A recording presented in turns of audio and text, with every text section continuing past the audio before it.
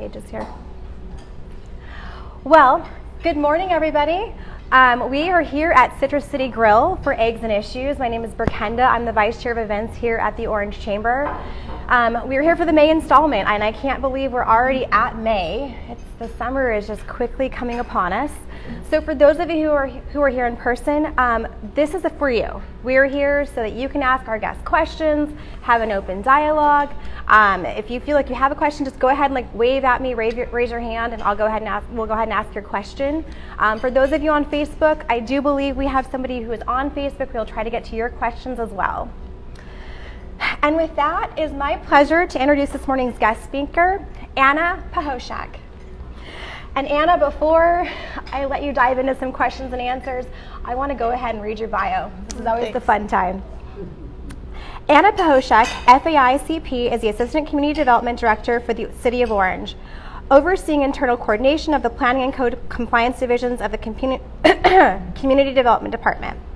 She regularly works with property owners and developers to provide early input on project and business concepts to ensure that development occurs in a manner that is consistent with the city's long-term land use and quality of life goals for the community. Plan implementation, the pursuit of quality development, and internal coordination among city departments are also central to her role with the city. Anna joined the City of Orange Community Development Department in 2000.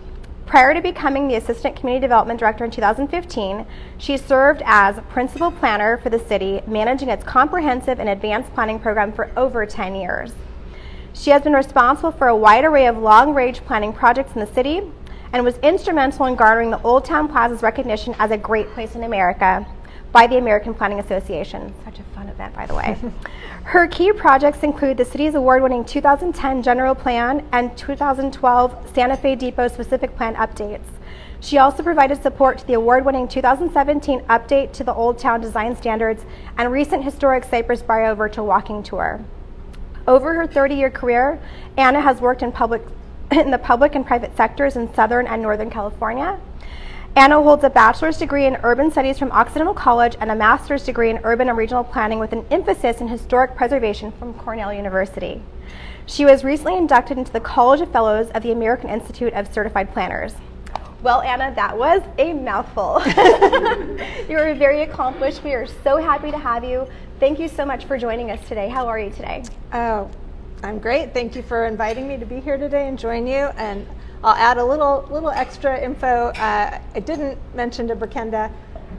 My husband and I have lived in Orange since 1998, so we're not lifers, but we are very much part of the community. And one of the things we really love about living in Orange is just our great business community and really anything you could possibly want, from firewood to powder coating to a doctor's office to whatever kind of anything you need. We love that about Orange, and that's something we always brag about in Orange. So we're part of your community, we're part of your customers, we use your services, so thank you all for that. Well, thank you for being here with us. Well, I would imagine there are dozens, if not way more, projects going on in the city. I mean, the city is more than just the Old Town historic area. But first, I want to talk about what's going on really just downtown. I know the pandemic is still kind of a fresh thought, so we probably all remember the Plaza Paseo. That was during the pandemic, outdoor dining, the street closure on Gliselle. What I want to talk about is that I know you held a community workshop. Was it about a week ago? Yes, last Can Monday. You tell me, I guess, how did that come about of it becoming a possible seasonal option? Certainly. Well, there was a lot of discussion, I think a lot of you know, over the last year about the Paseo. The Paseo was something that really worked wonderfully during the pandemic to provide options for businesses to remain viable. We at the city wanted to make sure that downtown stayed vibrant and active, and we could do what we could do to support keeping businesses open. And so the way the program came together was very quickly, and we tried to be flexible and adaptable and work with all the businesses. But then as time went on, we started getting feedback from various branches of the community about, gee, it would be nice if everything looked a little more cohesive, and there was a little more organization to the whole system. And so over the course of the last year, the City Council really spent a lot of time talking about, should the Paseo be a permanent closure, something that people enjoy all year round? Mm-hmm. Should we look at a scenario where the Paseo is more seasonal? And certainly there are different ripple effects from closing down Glisel, with traffic being diverted different places. Not every business is necessarily a restaurant, and so there were some dynamics between the restaurateurs and the retail and office users and even the residents here. And so there's a lot of kind of balancing going on and a lot of discussion. And at the end of the day, when the calendar year wound down, the City Council made the decision to reopen Glisel and directed staff to bring on an urban design consultant to help put together a more formal design framework for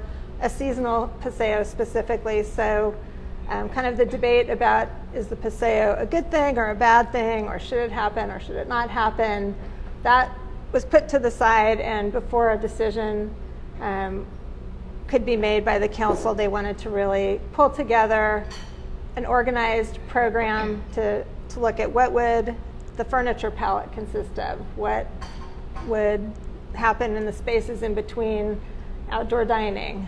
And then on top of all of that, looking at the design palette in relation to what the potential impacts might be to the historic district and the plaza and traffic flow and noise and light and all the different things that when you bring more organized activity down here on a specific time frame, the direction that we've been talking about is the time frame between the car show in April and the International Street Fair and Labor Day. So we started early in the year working with our consultant on establishing kind of what our baseline conditions are, really taking stock of the historic context and what activity occurred when the street was closed originally.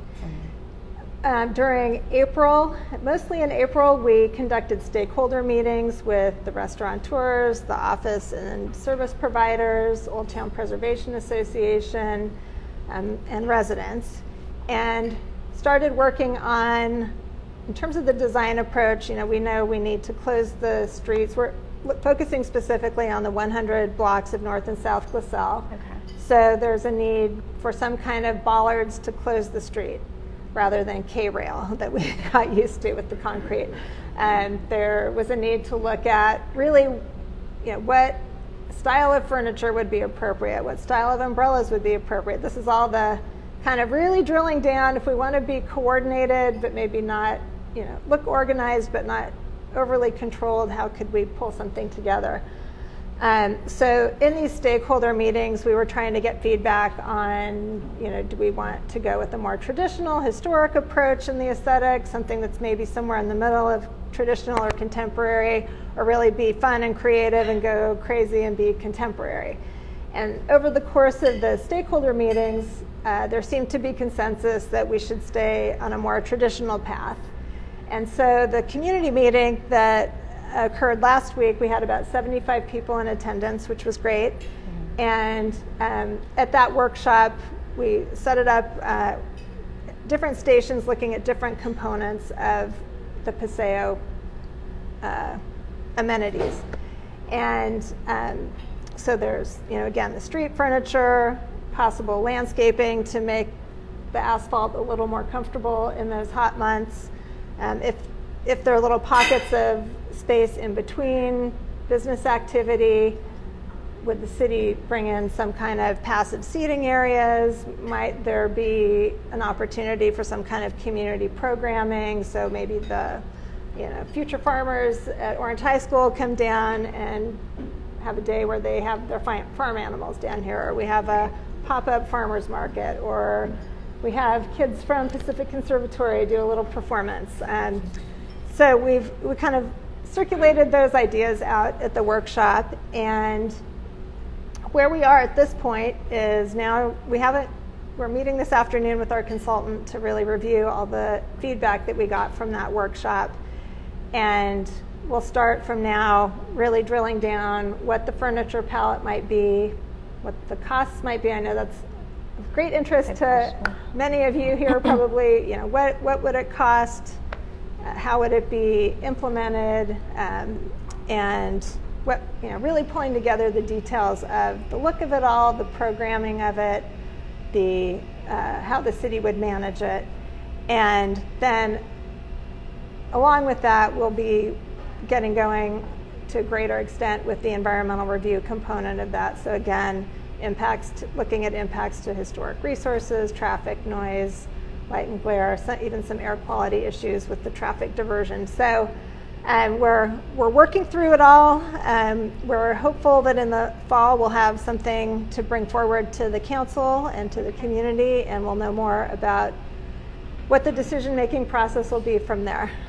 Question about that meeting. So I did pop in for a hot minute just to see how everything was going, and I was really impressed with how it was set up with the design boards and the way that everyone was able to make comments. It looked like you guys received a lot of feedback. Do you feel like you received a lot of the necessary feedback to kind of put things together? Because I think we had green dots for things that people liked. There was a place to leave. They had everything set up on poster boards. So pictures as posters, kind of, there was what, maybe 12 posters, 15, 12 posters around the room. And they had a place where you could put Post-it notes pretty much anywhere, which is, you know, kind of fun. And then also blank spaces where you could add, post-it just general thoughts. So do you feel like people left comments? Because sometimes when you ask for feedback, you just kind of get, at least sometimes people do leave comments that are just more targeted to themselves, and so you're not quite sure like what that means. But do you feel like you received overall general good feedback on both sides, good and bad, about what's going on? Yeah, we definitely did. I think the thing that's always I don't even want to call it a pleasant surprise, but something that's kind of gratifying when we go into these kind of workshops, you never really know if people are going to be happy about what they're seeing or grumpy and what kind of feedback they're going to provide. But there's so many users of this space that there are really good, insightful comments made, and it helps us understand more the whole spectrum of users out there, what they're thinking, and the people who live in the neighborhoods nearby, the day-to-day life experiences they've had with the diversion of traffic. And so, yeah, we did get some really good feedback, and we're going to be summarizing all of that, and then the plan will be to put some information out on the city website. Okay. Providing an update to the community and summary of community feedback. Okay. Does anyone have any questions? I believe there is. Having said that you're going to bring this together for the fall for the council to make decisions about, does that mean there'll be no Paseo for 2022? That's correct. We're not organized enough, not far enough down the road to have anything in place for 2022. So we would spend the months ahead, depending on the direction that council wants to go. If we were going to go the route of the seasonal Paseo, then we would spend the months ahead really putting together the details of the program, what merchants and businesses would need to know about participating, what their responsibilities would be, what the city's responsibilities would be, and how all the sausage gets made, So squeezed and put together. Yeah. So it's the unglamorous part of making it happen. Question. So following up on that, what would be a seasonal Paseo construction at this time? Well, what seems to be the thought is from April to August. You would end it in August for the street fair then? Yes. Okay. Okay. Any other questions? So no Yes. liquor at all for the holidays? No. Nothing. Not well. I mean, the decisions have not been made, but the current thinking is everything would be removed after this, for the street fair. Oh, some questions in the back. Elizabeth.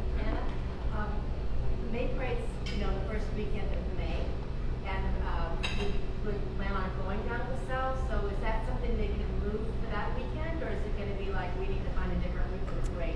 Well, that's all things to this is all the detail. There's a lot that goes on downtown. So the logistics is definitely, the trick of it all. Just to add on to the holiday one, for those that weren't at the thing, several people put back on the suggestion, several people put a post note about it being closed basically like over Christmas. It was the best. Yeah, just for those that weren't there, several people put a post note about exactly that. Like Wanting it to be closed for, yes, the seasonal was great, but also wanting it to be closed additionally Christmas time. for like a week over the holiday or whatever it might be, sometime over the holiday week. I'm just curious how you see this impacting other restaurants in Orange as a whole. If we're allowed to have patio seating here in the plaza, how about the restaurants that aren't in the plaza? That's very valid, and that has actually even come up over the years with our outdoor dining program here and the ability to have seating out on the sidewalk here where we don't typically allow it other parts of the city. So I think that's a discussion point. I don't really have a good answer for that question, I guess, but it is just a different environment, and just the dynamic of downtown is geared to street activity and that sort of thing, and so I think the focus kind of gravitates to Old Town because of that. I certainly think there are probably opportunities for more conversation about other areas of the city in that way, but I understand your comment. Yeah, I just know as chamber board members, we'll probably get that question. I don't know a restaurant, I'm a nonprofit, but I'm curious. I mean, would it be an ordinance, something that we could put in place if you have this criteria in front of your restaurant? Perhaps you could also have seating just to be fair to all of the businesses within our city. Yeah, and that would be something that would come forward in an ordinance, and we'd develop a program.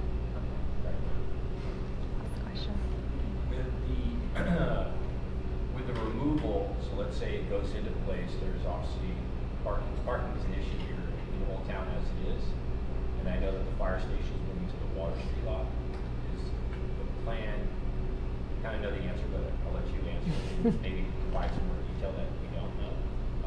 The plan for that lot, and also since the city owns from Chapman to Allman, what is the plans for that piece of the property?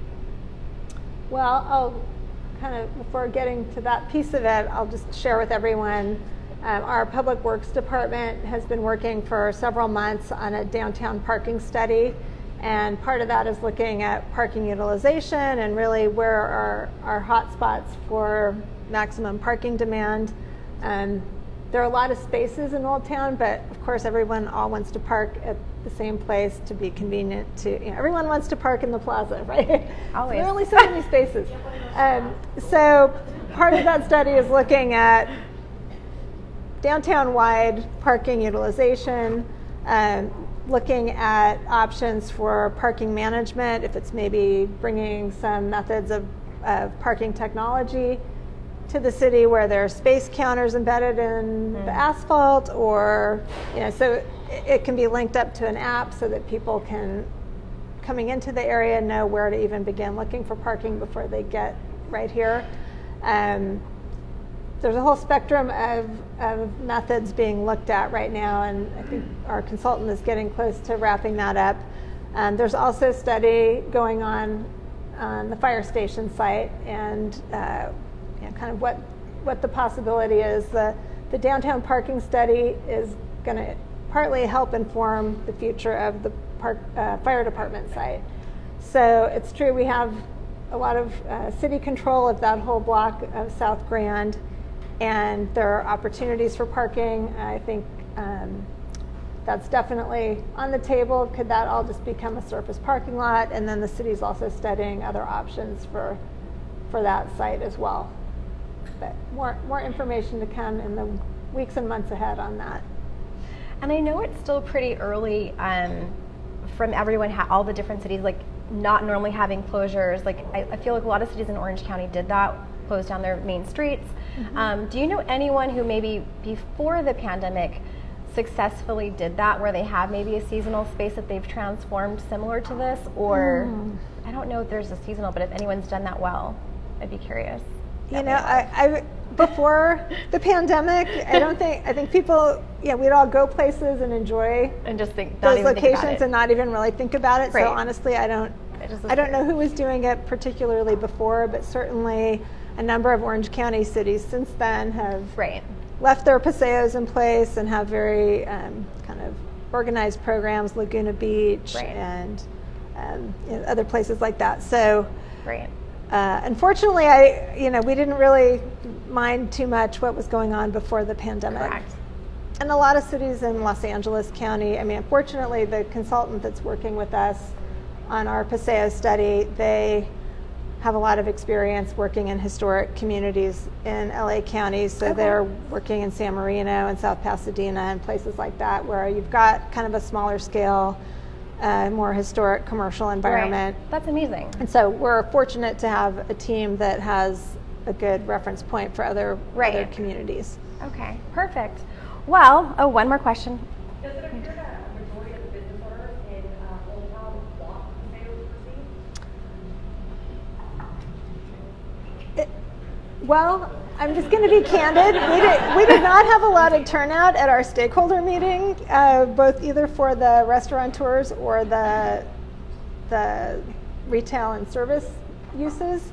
So I don't want to use that necessarily as the gauge for whether or not people are interested. Maybe Al maybe has more perspective on that. Certainly when the program was in place, there were a lot of businesses that were interested. I really can't answer that at this moment. What's your idea? The majority of the business owners want the paseo, which I think they do, right? When we surveyed all the businesses, the restaurants were definitely for it. There's some retail businesses that feel that it hurts them without having to drive by. So it's a mixed bag, but the majority definitely want the paseo. So, okay. We'll have to do a better job on satisfying everybody and trying to address their concerns. And I think with our turnout at our workshop with the 75 people, there's definitely a lot of interest. Everybody has an opinion. Everybody has an interest in what goes on down here. So there is interest, and people want to make sure it happens in the best possible way if it does happen. So. Well, before we talk about another large project you have, I wanted to talk about something fun. So in 2018, I know we're stepping way back, the city or Old Town Plaza received the designation as being a great place in America, and that was an amazing ceremony out in the plaza. What type of work went into our getting that designation? I know that was something you spearheaded. Yeah, it's a great recognition. They're the American Planning Association, which is a national organization of that is focused on land use planning and placemaking in communities and just quality of life in communities, all the different things, transportation planning, the whole spectrum of life in a city. They have a program. Every year they select great places in America. There are public spaces, there are different categories. And every year I would see the different communities that were getting recognized, and I thought, well, we should have that. We've got at least that. We should be a contender in this. And so the first step of that process, there's a California chapter of APA that you can nominate your place for a great place in California. So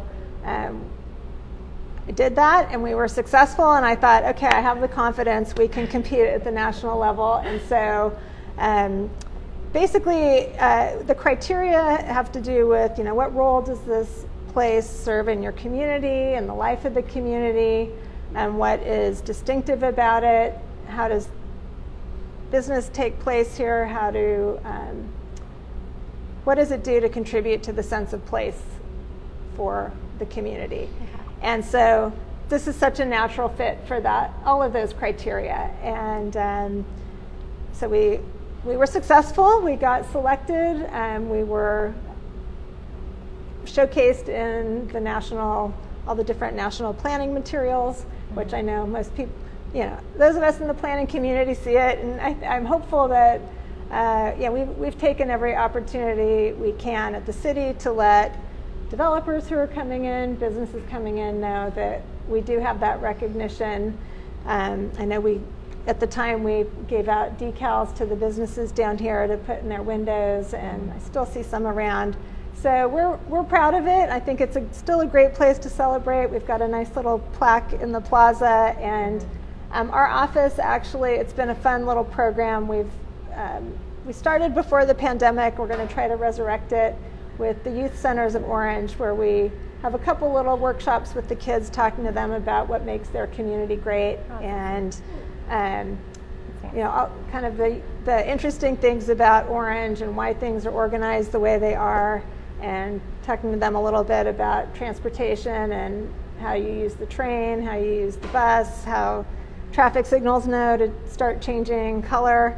And so one of the components of that is we have walked the kids down to the plaza and talked about the plaza and shown them the plaque and taken their picture by the fountain. And so anyway, we want everyone to realize that we really do have a great community to appreciate. Our little jewel down here is very special, and we're just happy that it was recognized. And you know, I still encourage everyone who's doing business to use that as a way to attract things, new activity to town. That's a great way to attract whether new it's activity. here or whether it's outside of Old Town. It's part of all of it.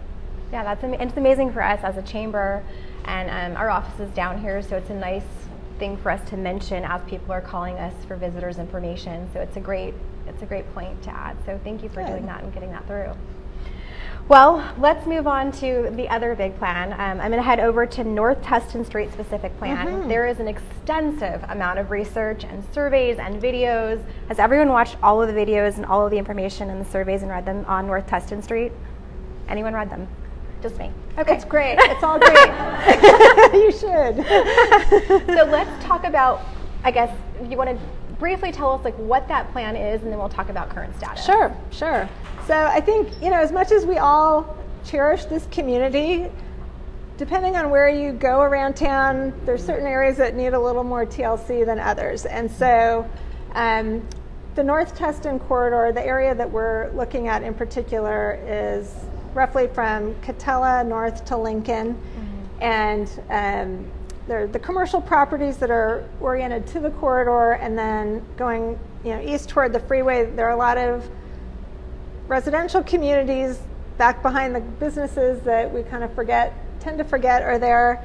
And then similarly on the west side, we have neighborhoods that butt up to that area. That there's both the neighborhoods on the east and west side don't really have comfortable transitions into the commercial area because it's been so car oriented for such a long time.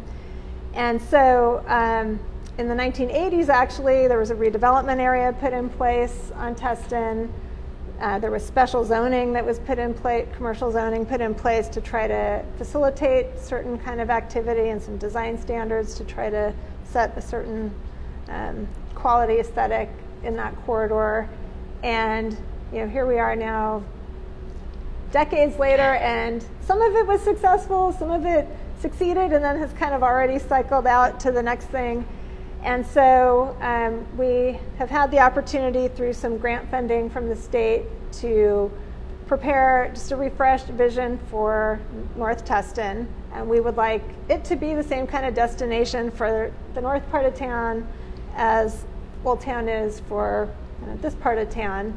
And like I always say, Orange is a great community. Everybody deserves to have a great commercial district to go shopping in or spend time in. You shouldn't have to get in your car and drive somewhere to go and enjoy your community. So what we have been doing, there's a lot of different ideas about what could or should happen out there, but we, as Berkenda said, we've been surveying the community, trying to do a lot of outreach. It was a little tricky because of the pandemic. A lot of our outreach was remote, but the positive of that is a lot of people that wouldn't maybe ordinarily be able to participate in physical person at a meeting could hop on online and engage. So we've had hundreds of people participate and give feedback.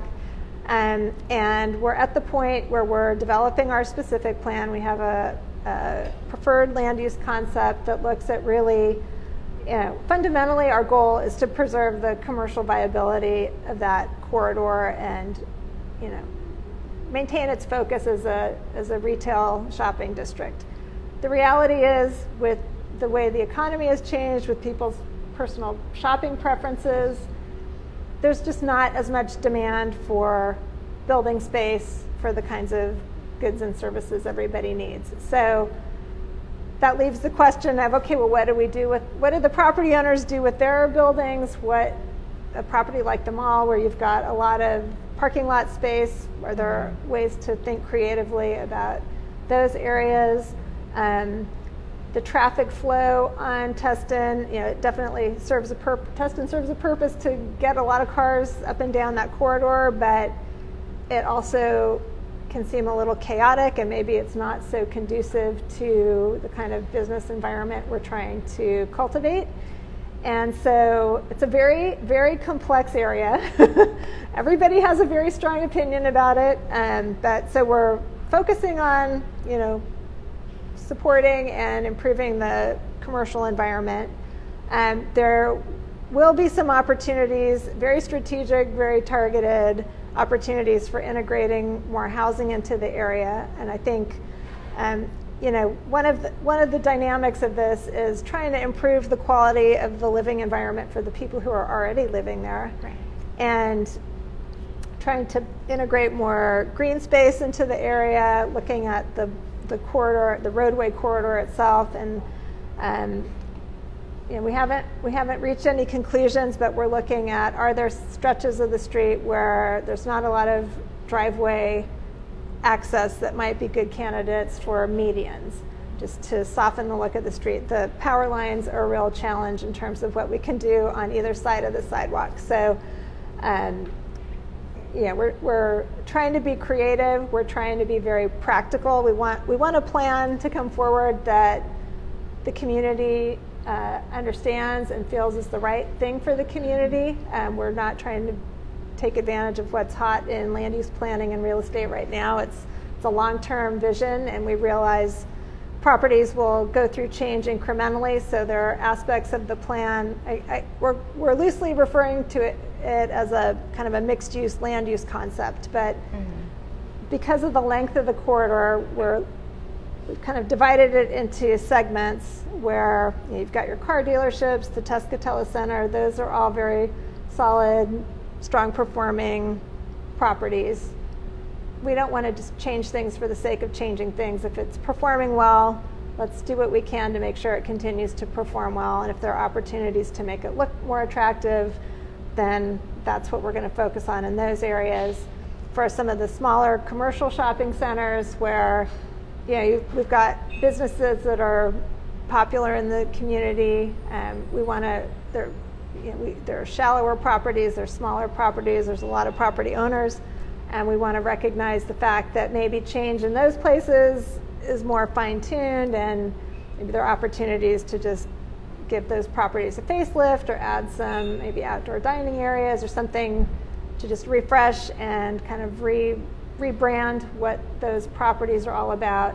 And then when we get up to something like the mall, where you've got a huge land area, you've got JCPenney property is under one owner, the Sears property is under another owner, there's the mall property, there's the different entanglements with the parking lots. It's very complex. And so our approach has been kind of looking at the big chunk of the mall, and we actually have taken, it's about the equivalent of half of Old Town, kind of superimposing more of a street grid on the mall property, not as intricate as Old Town, but something that kind of breaks it up into more user-friendly components. So if you are there and you want to walk around, or if there could be an opportunity to create a plaza space, okay. I think all the players out on the mall property are waiting to see what takes shape in our plan.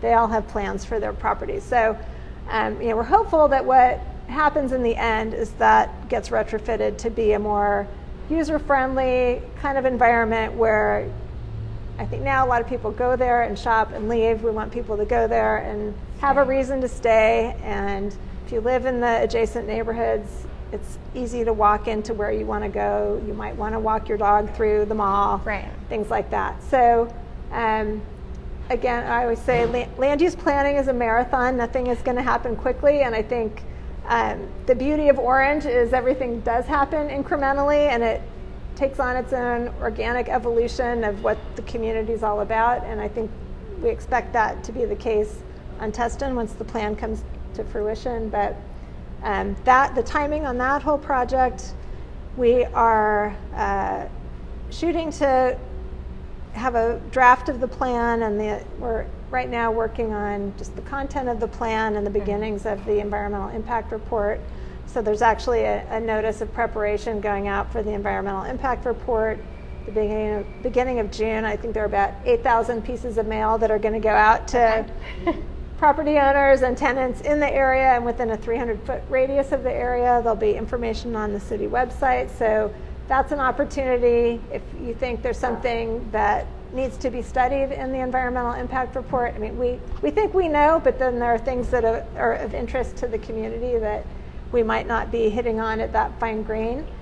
So that's an opportunity for citizens and different agencies involved with that corridor, you know, Caltrans and the freeway ramps and all of that, to give us input. So watch for that. And then the expectation is that later in the year we'll have a draft of the plan and a draft of the environmental impact report to circulate for public review, and then we hope to move the whole process forward to the hearing and adoption in the early part of 2023. Perfect. Well, I do want to ask, we have our business owners here and business managers. Oh, quick question. Yeah, I have a question on the plan you were talking about, Anna. I looked to our neighboring city in Santa Ana that has recently started development on a housing project in the Santa Ana Mall parking area. And you talked about strategic housing approaches at the Orange Mall site.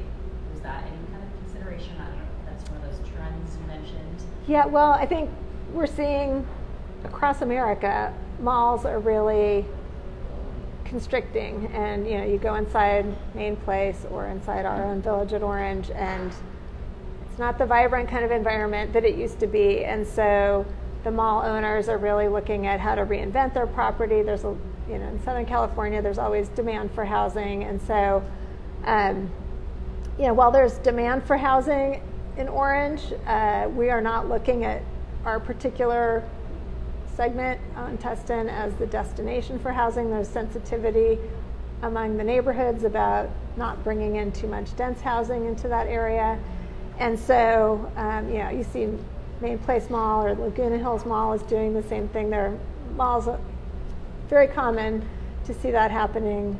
I think Westminster's doing that as well. Yeah, Westminster, Huntington Beach, you've got it happening kind of everywhere. So it's something that's definitely a reality of land use economics for those kind of property owners. But we're trying to be careful that we don't have the entire mall site, for instance, turn into 4 or 5 story apartments. It's something that needs to be integrated a little more and have more of a relationship with the commercial activity that's going on. We have time for one quick question. Well, it's a quick one. How many landowners are you having to deal with? Because I'm looking at that thinking there's a whole lot, even in the mall, it's not one landowner. No. Correct? Correct. Yeah. You know, I don't know the number off the top of my head. There are a lot, which is part of what makes it complicated too. Yeah, that's why they're all the landowners, and then even in the residential areas, they're condominium owners. So there's a lot of different types of owners. I kind of wanted to just bring that out, Anna, because I think we all need to remember there's a lot of people involved. It's a definite moving type of thing where you're dealing with. I think when you say key stakeholders, that's a lot of people. Yeah. You're talking key stakeholders across all the different segments of town and all the different major projects that you guys have. We're running short on time, so I want to ask you just one question is, how can we make sure that the business owners are able to stay involved? What's the best way for them to keep track of all the different projects? Well, if they'd like to. You can always hop on the city website. We have in the community development department page, we have a link. It's a pretty prominent box on our page for pending projects, and we have a listing that gets updated every week, actually, of the status of development applications that are going through our department. So if you get on the website, you see a link to pending land use applications. And then any kind of major projects like these, the Paseo study or the North Tustin plan or housing element, there are particular links to those project pages, and we update the information regularly, and you can always contact me as well. So awesome.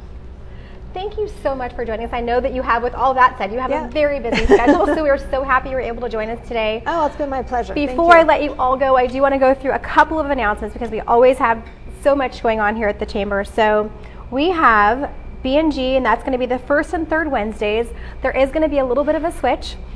Starting on June 1st, that first Wednesday is going to be a breakfast, and so look for details coming out on that this Wednesday.